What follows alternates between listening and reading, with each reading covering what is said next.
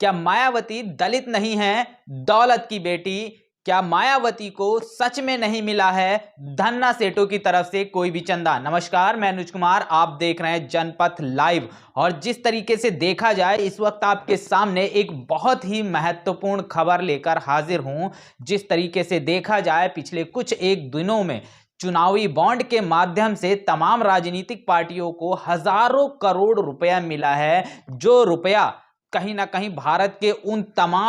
के साथ साथ विदेशी फंडिंग भी तमाम राजनीतिक पार्टियों को हुई है, जिसमें उनको हजारों करोड़ का चंदा मिला है। और इस चंदे का उपयोग ये राजनीतिक पार्टियां भारत देश के उस तमाम चुनाव को अपने पक्ष में करने के लिए इस्तेमाल करती हैं। हालांकि अगर देखा जाए, इससे साफ तौर पर जो जनता एक निष्पक्ष चुनाव चाहती है, जनता जो चाहती है कि ये फेयर एंड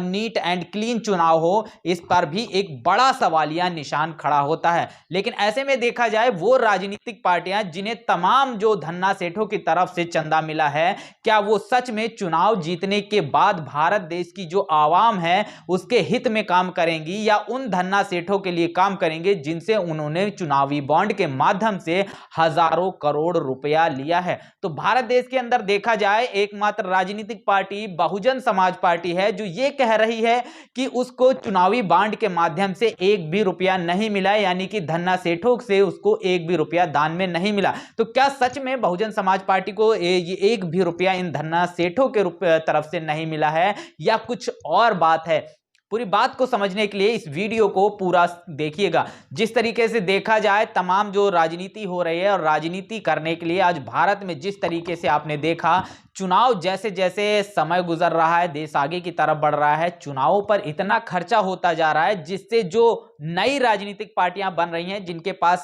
फंड नहीं है, जो जनता के भरोसे जो राजनीतिक पार्टियां चल रही हैं, उनका अगर देखा जाए, आज कंपटीशन के दौर में शायद उनका खड़ा हो पाना भी बड़ा मुश्किल है। और ऐसे में देखा जाए, वो राजनीतिक पार्टियां जो आज शासन सत्ता में है या शासन सत्ता में नहीं भी हैं, तमाम ऐसी राजनीतिक पार्टियां जिन्हें हजारों करोड़ रुपया जो है वो चुनावी बॉन्ड के माध्यम से मिला। तो ऐसी कौन सी राजनीतिक पार्टियां हैं जो चुनावी बॉन्ड के माध्यम से धन्ना सेठों से पैसा लेती हैं, और चुनाव जीतने के बाद कहीं ना कहीं उन्हीं धन्ना सेठों के फायदे के लिए भारत देश की आवाम का कहीं ना कहीं किसी न किसी माध्यम से शोषण करती हैं? तो सबसे पहले वो तमाम राजनीतिक पार्टियों को बताऊंगा, उन्हें कितना जो है चंदा मिला है वो आपके सामने रखूंगा। जिस तरीके से देखा जाए, सबसे पहले अगर देखा जाए, क्योंकि भारत के अंदर इस वक्त मौजूदा अगर देखा जाए, भारतीय जनता पार्टी की सरकार है, और भारतीय जनता पार्टी की सरकार है, इसीलिए भारतीय जनता पार्टी को लगभग 6,060 के ऊपर, कुछ तो ये भी कह रहे हैं 7,000 करोड़ तक का जो है चंदा जो है भारतीय जनता पार्टी को मिला है इन्हीं इलेक्टोरल बॉन्ड के माध्यम से। वहीं अगर टीएमसी की बात किया जाए, लगभग 1400 करोड़ रुपया टीएमसी यानी ममता बनर्जी की जो पार्टी है। कांग्रेस की बात किया जाए तो 1334 करोड़ के अर्थ लगभग जो है इतने करोड़ रुपए का जो है चुनावी बॉन्ड के माध्यम से पैसा मिला है। वहीं बीआरएस की बात किया जाए, जो केसीआर है, जिसने संविधान बदलने की बात कही थी, और उसको भी लगभग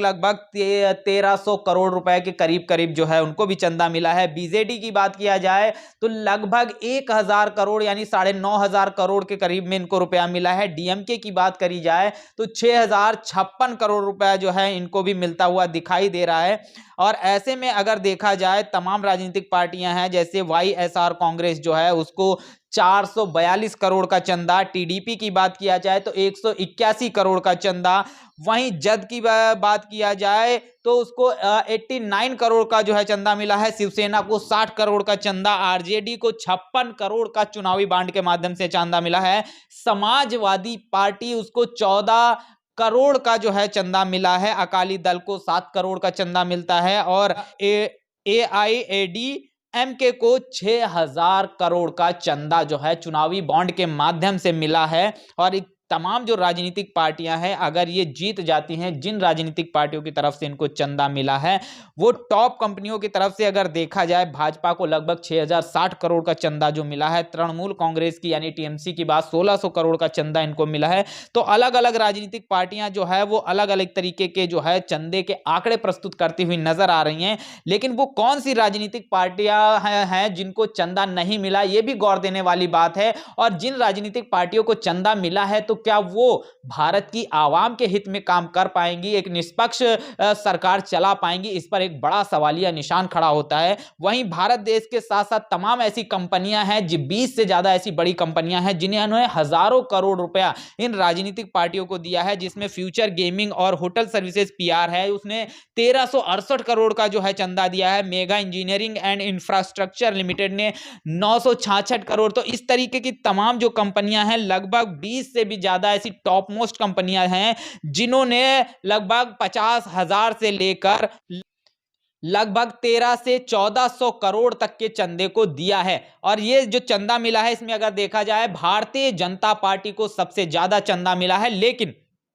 भारत के अंदर एक राजनीतिक पार्टी ऐसी भी है जिसे किसी भी राजनीतिक दल की तरह किसी भी धन्ना सेठ ने 1 रुपया भी दान नहीं किया है, और वो राजनीतिक पार्टी है बहुजन समाज पार्टी। और बहुजन समाज पार्टी समय समय पर चीजों को स्पष्ट भी करती रही है, वो बताती रही है कि बहुजन समाज पार्टी को इलेक्टोरल बॉन्ड के साथ साथ वो किसी भी धन्ना सेठ के किसी भी तरीके का कोई भी चंदा नहीं लेती है। वो जनता के हित में काम करने के लिए जो बहुजन समाज पार्टी के तमाम कार्यकर्ता हैं उनसे जो सहयोग मिलता है उसके माध्यम से चलने वाली राजनीतिक पार्टी है, और इसीलिए वह जनता के हित में तमाम हितकारी काम करती हुई नजर आती है। और इसका उदाहरण 7 से 12 के बीच का जो शासनकाल बहुजन समाज पार्टी का रहा उसमें साफ तौर पर चीजें नजर आई हैं। इसीलिए बहुजन समाज पार्टी की मुखिया बसपा सुप्रीमो मायावती जी ने एक लेटर लिख के चुनाव आयोग को एक लेटर लिख के उन्होंने साफ तौर पर यह बताया है कि उन्होंने चुनावी बॉन्ड के माध्यम से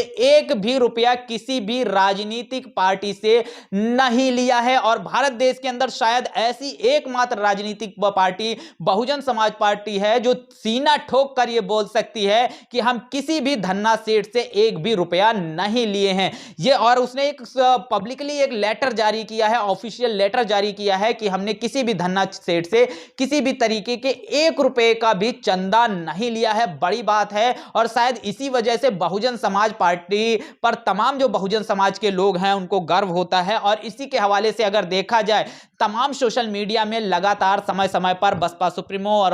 बीएसपी को बदनाम करने की कोशिश की गई। मायावती जी के बारे में ट्रेंड चलाया गया कि वो दलित की नहीं दौलत की बेटी हैं। और आज के दिन जिस तरीके से तमाम सबूतों के माध्यम से, जिस तरीके से सुप्रीम कोर्ट ने तमाम चीजों के माध्यम से जो एक सबूत के तौर पर चीजें निकल कर आई, इससे साफ तौर पर यह जाहिर हो गया कि मायावती जी के बारे में जो तमाम चीजें फैलाई जा रही थी वो कहीं ना कहीं एक चुनावी स्टंट के साथ साथ वो मनुवादी जातिवादी सोच को भी जग जाहिर करती हैं। और इसीलिए इस पूरे मैटर पर बहुजन समाज के वरिष्ठ पत्रकार दिलीप मंडल ने बड़ी प्रतिक्रिया दी है। और दिलीप मंडल ने साफ तौर पर कहा है, ममता बनर्जी की पार्टी पर करप्शन के आरोप हैं, अभी कोर्ट से मुक्ति नहीं हुई, बहन जी को सुप्रीम कोर्ट से क्लीन चिट है, पर मीडिया छवि बनाने में बदमाशी करती है। और ये दिलीप मंडल जी के शब्द हैं, वो साफ तौर पर कहते नजर आ रहे हैं कि बसपा सुप्रीमो के खिलाफ तमाम जो मीडिया है वो बदमाशी करके भ्रामक खबरों को प्लांट करती है। ममता बनर्जी के खिलाफ तमाम तरीके के आरोप हैं, वो उससे बरी नहीं हुई हैं। और बसपा सुप्रीमो के बाद जिन आरोपों को लगाया गया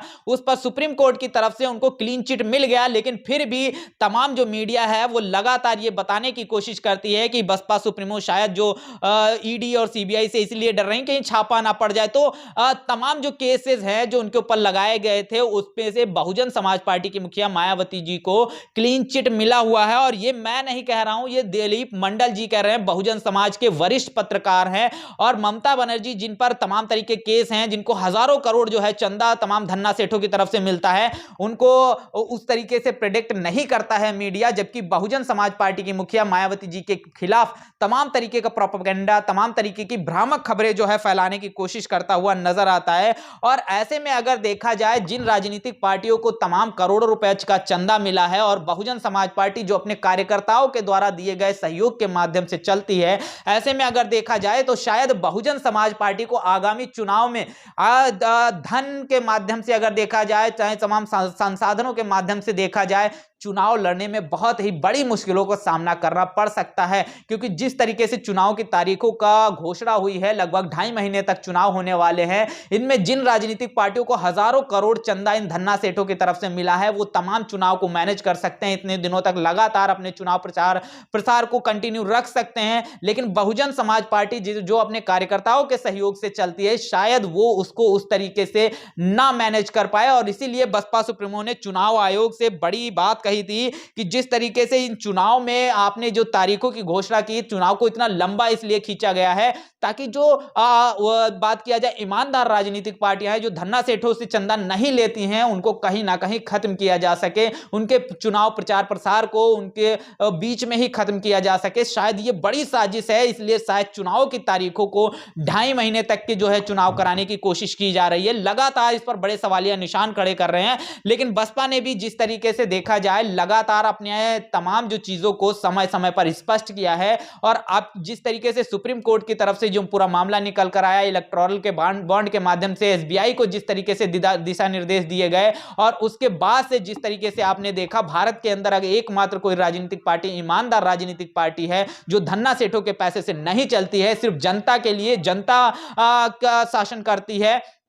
वो एकमात्र राजनीतिक पार्टी बहुजन समाज पार्टी है। और यही बड़ी वजह है कि बहुजन समाज पार्टी के खिलाफ तमाम जो धन्ना सेठों के साथ साथ तमाम जो जातिवादी लोग हैं, वो तमाम तरीके के षड्यंत्र रहते हैं, चाहे वो मीडिया के माध्यम से हो, चाहे वो किसी भी माध्यम से हो, लगातार भ्रामक खबरें फैलाई जाती हैं। शुरुआती दौर में ये कहा जा रहा था कि बसपा सुप्रीमो दलित नहीं दौलत की बेटी हैं, लेकिन आज वो चीज स्पष्ट हो गई है कि बसपा सुप्रीमो को दौलत के नाम पर जो बदनाम किया जा रहा था, वो एकमात्र भ्रामक चीजें थी। जबकि आप देखेंगे, चाहे वो टीएमसी हो, ममता बनर्जी की पार्टी हो, चाहे भारतीय जनता पार्टी हो, चाहे समाजवादी पार्टी हो, चाहे कांग्रेस हो, जिनको हजारों करोड़ का चंदा इन धन्ना सेठों की तरफ से मिल रहा है, इस पर ना तो मीडिया बात करने के लिए तैयार है, और ना ही इन पर कोई किसी भी तरीके को कोई आरोप लगाए जा रहे हैं। लेकिन आरोप लगाए जा रहे थे वो एकमात्र राजनीतिक पार्टी बहुजन समाज पार्टी है। लेकिन अब सुप्रीम कोर्ट की तरफ से जिस तरीके से आदेश के बाद चीजें स्पष्ट हुई, इससे साफ तौर पर स्पष्ट हो जाता है बहुजन समाज पार्टी एकमात्र राजनीतिक पार्टी है जो पूरे देश के अंदर बड़ी ईमानदारी से अपनी जनता के लिए काम करती है, और उसका ये परिणाम 2007 से 12 का जो शासनकाल रहा, उसमें बहुजन समाज पार्टी ने वो चीज करके दिखाई भी है। और इसीलिए बहुजन समाज पार्टी को चुनाव में बड़ी मुश्किलों का सामना करना पड़ सकता है। लोग कहते हैं बहुजन समाज पार्टी चुनावी रैलियां इतनी ज्यादा क्यों नहीं करती, तो शायद उसका यही कारण होगा, क्योंकि जिस तरीके से हजारों करोड़ों का चंदा जो है इन विपक्षी राजनीतिक पार्टियों को मिलता है, वो बहुजन समाज पार्टी को नहीं मिलता है। इसलिए वो अपने सीमित संसाधनों के अंदर रहकर ज्यादा से ज्यादा चुनाव प्रचार प्रसार करना चाहती है, इसीलिए शायद वो उतनी जनसभाएं, उतनी रैलियां नहीं कर पाती है। बड़ी बात है, और जिस तरीके से देखा जाए तमाम खबरें स्पष्ट होती हुई नजर आती हैं, हजारों करोड़ का जो चंदा मिलता आ रहा है, और मीडिया की इसमें अहम भूमिका है। मीडिया उस पर बात करने के लिए आज तैयार नहीं है। बहरहाल आपका उस पर क्या सोचना है, कमेंट बॉक्स में अपनी प्रतिक्रिया जरूर दीजिएगा। बने रहिएगा जनपथ लाइव के साथ, तब तक के लिए जय भीम, जय भारत।